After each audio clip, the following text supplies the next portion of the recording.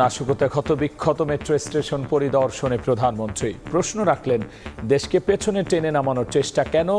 বিচারের ভার দিলেন দেশবাসীর ওপর। আজকে যে ভয়াবহ ধ্বংসের চিত্র দেখলাম, এটা বিশ্বাস হতে চায় না যে এদেশে মানুষেরা করতে পারে, কিন্তু সেই কাজই করেছে। এই মেট্রো রেলে কি আমি চড়বো? শুধু আমরা সরকার চড়বে? শুধু আমাদের মন্ত্রীরা চড়বে? না সাধারণ জনগণ চড়বে? সেটা আমার প্রশ্ন। যে এই কষ্ট আমি লাঘব করতে চেয়েছি, এই কষ্ট আবার যারা সৃষ্টি করলো তাদের বিরুদ্ধে আপনাদেরই রুখে দাঁড়াতে হবে। দেখছিলেন প্রধান শিরোনাম। রাত 11টার সময় সঙ্গে আছি আমি গোলাম রাব্বি। এবার অন্যান্য শীর্ষ সংবাদ। বিএনপি আওয়ামী লীগ আইনজীবীদের পাল্টাপাল্টি সংবাদ সম্মেলন। সহিংসতা ঘিরে ঢালাও গ্রেফতার চলছে, দাবি খোকনের। ভিডিও ফুটেজ দেখেই নেওয়া হচ্ছে ব্যবস্থা, পাল্টা জবাব। 28 জুলাই থেকে 1 আগস্ট এইচএসসি পরীক্ষা স্থগিত, আলোচনা করে দেওয়া হবে নতুন সূচি। পরিস্থিতি স্বাভাবিক হলে পর্যায়ক্রমে খুলবে স্কুল কলেজ, জানালেন মন্ত্রী। কারফিউ আর নেটওয়ার্ক বন্ধ থাকায় পোশাক খাতে ক্ষতি 10,000 কোটি টাকারও বেশি, বলছে বিজিএমইএ। 1 সপ্তাহ পর খুলল শপিং মল, ক্রেতা না থাকায় নেই বেচা কেনা। ঝুলে আছে মালয়েশিয়া যেতে ব্যর্থ 17,000 বাংলাদেশির ভাগ্য, দফায় দফায় বৈঠকেও মেলেনি সমাধান। আগস্টে জয়েন্ট ওয়ার্কিং কমিটির বৈঠকে আলোচনার আশ্বাস প্রতিমন্ত্রীর। এবং সাগরের ভয়াল আগ্রাসনে কক্সবাজার উপকূলে তীব্র ভাঙন, উপড়ে গেছে ঝাউ বিথির 5 শতাধিক গাছ। হুমকির মুখে ক্রিকেটের স্টেডিয়াম, ব্যবস্থার আশ্বাস হুইপের।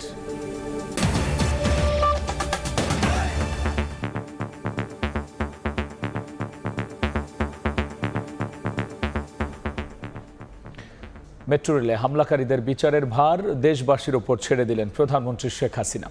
তিনি প্রশ্ন রেখেছেন, উন্নয়নের পথে চলতে থাকা দেশকে টেনে নামানোর চেষ্টা কেন?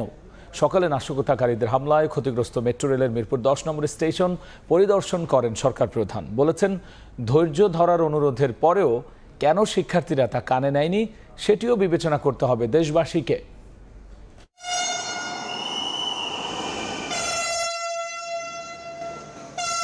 যানজটের ভোগান্তিতে ধুঁকতে থাকা মেগাসিটি ঢাকায় স্বস্তির বাহন হিসেবে বৈদ্যুতিক রেল চালনার শুরু মাত্র 1.5 বছর আগে। ঝক্কিবিহীন যাত্রায় অল্প কদিনেই নগরবাসী তো বটেই, পুরো দেশবাসীর মন কাড়ে এই মেট্রো রেল।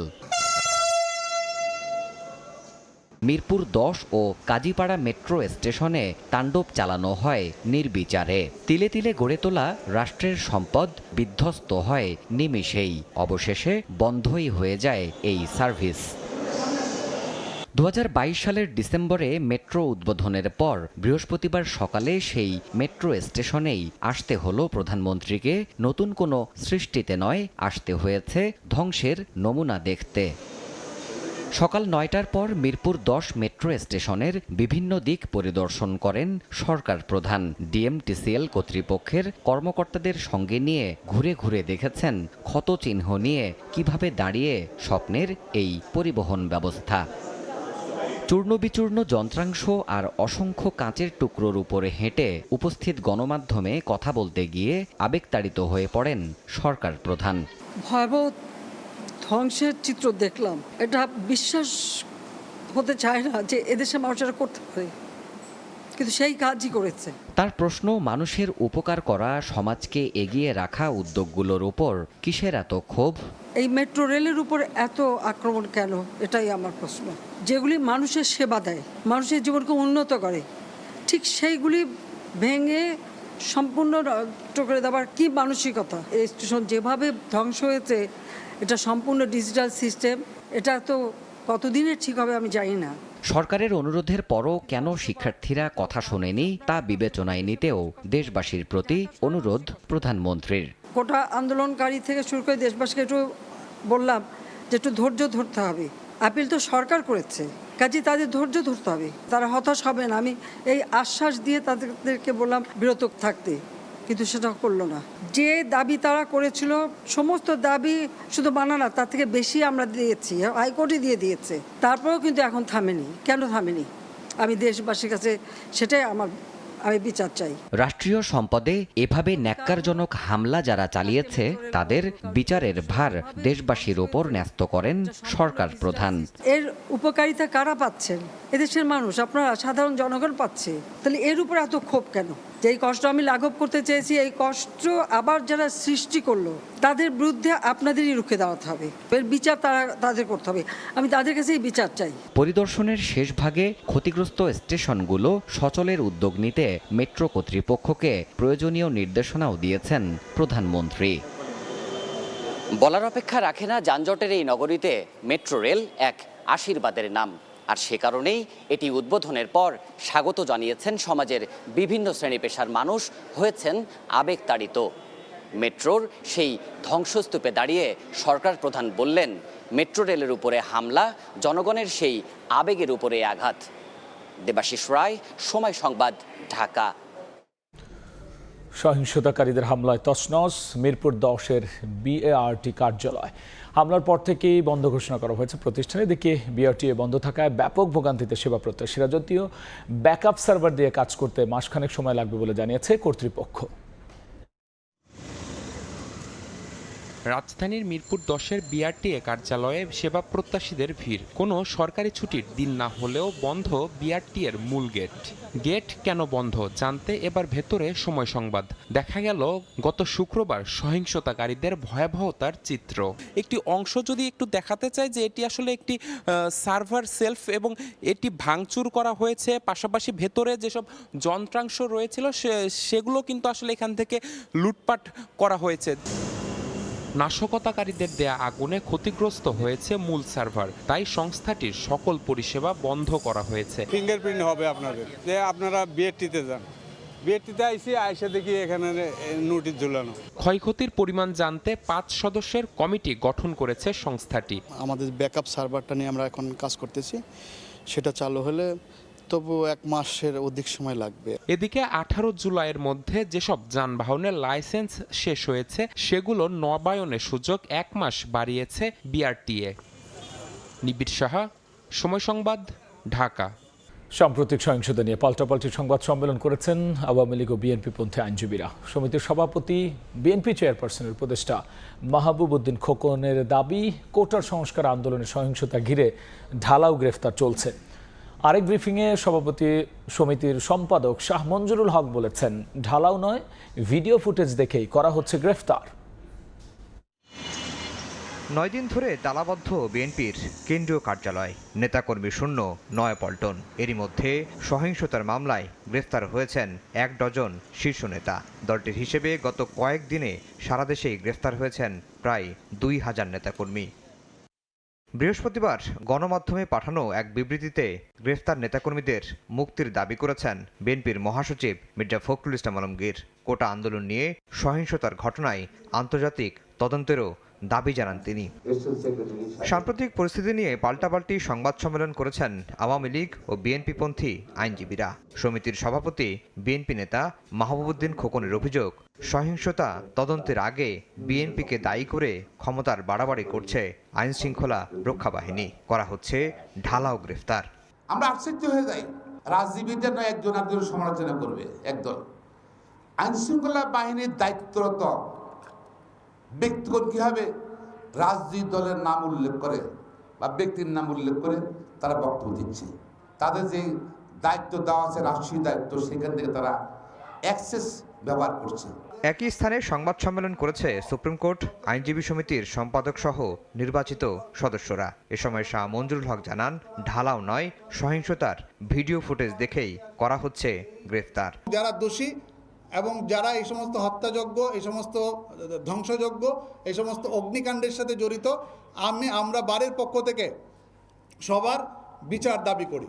খুব শিগগিরই কোটা সংস্কার আন্দোলন ঘিরে সহিংসতায় নিহতের সংখ্যা জানা যাবে বলেও জানান সমিতির সম্পাদক। আফজাল হোসেন, সময় সংবাদ, ঢাকা।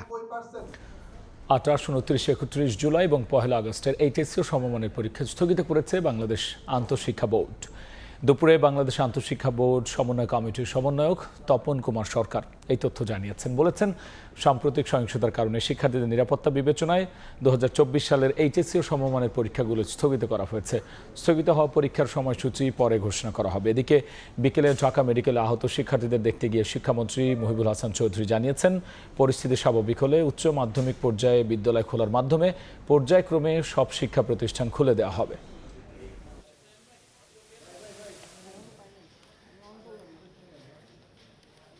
শান্তিপূর্ণ অবস্থা বিরাজমান হলে আমরা অবশ্যই প্রতিষ্ঠানগুলো খোলার বিষয়ে, বিশেষ করে বিদ্যালয় এবং উচ্চ মাধ্যমিক পর্যায়ের প্রতিষ্ঠানগুলো খোলার মাধ্যমে আমরা পর্যায়ক্রমে শিক্ষার্থীদের নিরাপত্তা এবং জননিরাপত্তা নিশ্চিত করার মাধ্যমে আমরা সেটা করব। আন্তঃবোর্ড সমন্বয়ক যারা আছেন তাদের সাথে আলোচনা করে আমরা পরীক্ষার রুটিনটি আবার পুনর্বিন্যাস করব। সিলেট বিভাগে আমরা পরীক্ষা তখন নেওয়া হয়নি এবং মাদ্রাসা এবং কারিগরি শিক্ষা বোর্ডের পরীক্ষাগুলো সিলেট বিভাগে শুরু করার সুযোগ হয়নি, সেটা আমরা পুনর্বিন্যাস অবশ্যই করব। ঝুলে আছে কলিং ভিসা পেয়েও মালয়েশিয়ায় যেতে ব্যর্থ 17,000 বাংলাদেশি ভাগ্য। দফায় দফায় বৈঠক হলেও মেলেনি কোনো সমাধান। দুপুরে মালয়েশিয়ার হাই কমিশনের সঙ্গে সাক্ষাৎ শেষে প্রবাসী কল্যাণ প্রতিমন্ত্রী জানিয়েছেন, আগামী মাসে দুই দেশের জয়েন্ট ওয়ার্কিং কমিটি বৈঠক হবে। সেখানে মালয়েশিয়ার শ্রম বাজার খোলা নিয়ে হবে আলোচনা। সিন্ডিকেট, দুর্নীতি, অনিয়ম ও রিক্রুটিং এজেন্সির গাফেলতিতে মালয়েশিয়া সরকারের বেঁধে দেয়া মে মাসের মধ্যে দেশটিতে যেতে ব্যর্থ হন অন্তত 17,000 বাংলাদেশি। অথচ তাদের প্রত্যেকেই পেয়েছিলেন কলিং ভিসা। দফায় দফায় বিভিন্ন পক্ষের বৈঠক হলেও 2 মাসেও আসেনি কোনো সমাধান। বৃহস্পতিবার মালয়েশিয়ার রাষ্ট্রদূত বিদায়ী সাক্ষাৎ করেন প্রবাসী কল্যাণ প্রতিমন্ত্রীর সঙ্গে। এ সময় আলোচনা হয় ডেডলাইনের মারপ্যাচে আটকে পড়া শ্রমিকদের বিষয়ে। সাক্ষাৎ শেষে প্রতিমন্ত্রী জানান, আগস্টে দুই দেশের জয়েন্ট ওয়ার্কিং কমিটির বৈঠকে মালয়েশিয়ার শ্রমবাজার খোলার বিষয়ে আলোচনা হবে। এটা নিয়ে মালয়েশিয়ান গভর্নমেন্টের কাছে আমরা চিঠি লিখেছি, সেটা নিয়ে আলাপ হয়েছে, সেটাও উনি দেখবে। খোলার ব্যাপারে আমাদের জয়েন্ট ওয়ার্কিং গ্রুপের মিটিং আছে আগামী মাসে, সেই মাসে আর ইনশাল্লাহ এগুলা হয়ে যাবে। মালয়েশিয়া যেতে না পারা শ্রমিকদের মধ্যে 70% অর্থ ফেরত দেওয়া হয়েছে বলেও জানান প্রতিমন্ত্রী। যে যত দিয়েছে সে তত পাওয়ার পরে সে এগ্রিমেন্টে সাইন করবে যে আমি টাকা পেয়েছি, তারপরে গিয়া ওনারা আমাদের কাছে লিস্ট সাবমিট করবে, এরপরে ওদের সাথে নতুবা রিক্রুটিং এজেন্টের বিরুদ্ধে আমরা আইনানুগ ব্যবস্থা যেটা বলেছি সেটা নিব। এদিকে চলমান পরিস্থিতিতে মধ্যপ্রাচ্যের কয়েকটি দেশে সহিংসতার পক্ষে সমাবেশ করে আটক হওয়া প্রবাসীদের জন্য সরকারের সহানুভূতি নেই বলেও স্পষ্ট করেন প্রবাসী কল্যাণ প্রতিমন্ত্রী। আমাদের কোনো কিছু করণীয় নেই, যারা অমান্য করবে তারা শাস্তি ভোগ করবে। তাজওয়ার মাহমুদ, সময় সংবাদ, ঢাকা। কারফিউ আর কয়েকদিন ইন্টারনেট বন্ধ থাকায় কয়েক হাজার কোটি টাকা ক্ষতির মুখে পড়েছে দেশের তৈরি পোশাক খাত। মঙ্গল বুধবার থেকে দেশের সব পোশাক কারখানায় উৎপাদন শুরু হলেও রফতানির ক্ষতি কাটাতে বিদেশি ক্রেতাদের সিদ্ধান্তের অপেক্ষায় আছেন গার্মেন্টস মালিকরা। স্বাক্ষর টিপুর ক্যামেরা কমলদের রিপোর্ট। সারা দেশে কোটা সংস্কার আন্দোলনকে ঘিরে সহিংসতা, পরবর্তীতে কারফিউ এবং ইন্টারনেট বন্ধ করে দেওয়ার ফলে হাজার হাজার কোটি টাকা ক্ষতির মুখে পড়েছে দেশের গার্মেন্টস শিল্প। গার্মেন্টস শিল্পের উৎপাদন যেমন শূন্যের কোটায় নেমে এসেছিল, ঠিক তেমনি আগে প্রস্তুতকৃত পোশাক পাঠাতে পারেনি বিদেশি বায়ারদের কাছে। আর তাই দফায় দফায় বৈঠক করে যাচ্ছে সরকারের শীর্ষ পর্যায়ের সাথে গার্মেন্টস মালিকেরা। 2-1 দিনের মধ্যে আমরা বুঝতে পারবো কোন কোন ফ্যাক্টরি কী পরিমাণ এই ডিলের জন্য ডিসকাউন্ট খাচ্ছে অথবা ক্যান্সেলেশন আর এয়ার শিপমেন্ট যাচ্ছে। তবে ধীরে ধীরে রপ্তানি কার্যক্রম শুরু হচ্ছে বলে জানিয়েছেন বিজিএমইএ। ইন্টারনেট না থাকার কারণে আমরা বায়ারদের সাথে কোনো যোগাযোগ করতে পারিনি এবং আজকে থেকে আমরা বায়ারদের সাথে যোগাযোগ করছি এবং এই এক সপ্তাহে যে শিপমেন্টটা করতে পারি নাই, বায়াররা সেটা কি ডিসকাউন্ট দিবে? বিদেশি বায়াররা দাবি করে প্লেনের মাধ্যমে বা উড়োজাহাজে এসব পণ্য পাঠাতে হবে, তাহলে খরচ বেড়ে যাবে 3 থেকে 4 গুণ। তবে চট্টগ্রাম এবং রাজধানী ঢাকা, গাজীপুর, নারায়ণগঞ্জে সকাল থেকেই শ্রমিকরা কাজে যোগ দিয়েছে। মোটামুটি গার্মেন্টসের যে সকল সেকশন আছে সকল সেকশন আমরা স্বতঃস্ফূর্তভাবে কাজ করতেছি। এখন পর্যন্ত বিজিএমএ তথ্য অনুযায়ী তাদের শতভাগ গার্মেন্টস খুলেছে এবং শ্রমিকদের উপস্থিতির হার 95%। কমল দে, সময় সংবাদ, চট্টগ্রাম। ব্যান্ডল মাইলসের শাফিন আহমেদের মৃত্যুতে সঙ্গীতাঙ্গনে নেমে এসেছে শোকের ছায়া। মরদেহ দেশে আনতে রাতে যুক্তরাষ্ট্র যাচ্ছেন বড় ভাই হামিন আহমেদ। বৃহস্পতিবার সকালে বাংলাদেশ সময় সকাল 6:10 মারা যান তিনি। মৃত্যুর বিষয়টি নিশ্চিত করেছেন তার ভাই হামিন আহমেদ। জানা যায় ভার্জিনিয়া একটি কনসার্টের আগে মিট অ্যান্ড গ্রিট প্রোগ্রামে হঠাৎ অসুস্থ হয়ে পড়েন শাফিন। তাৎক্ষণিক কনসার্ট বাতিল করে হাসপাতালে নেওয়ার পর জানা যায় ম্যাসিভ হার্ট অ্যাটাক হয়েছিল তার। এই ছিল আমার কাছে থাকা দেশ বিদেশের খবর।